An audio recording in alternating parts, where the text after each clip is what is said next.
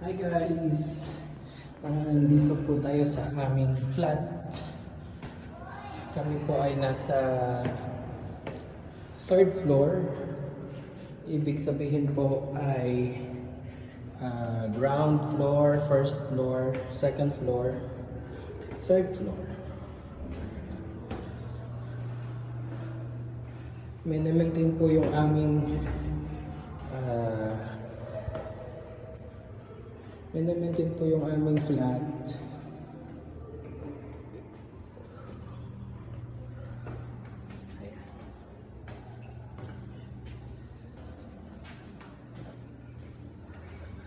Dito na po ako sa bahay. Medyo madilim po. Pero okay lang. Makikita naman. Magandang gabi po sa inyong lahat dyan.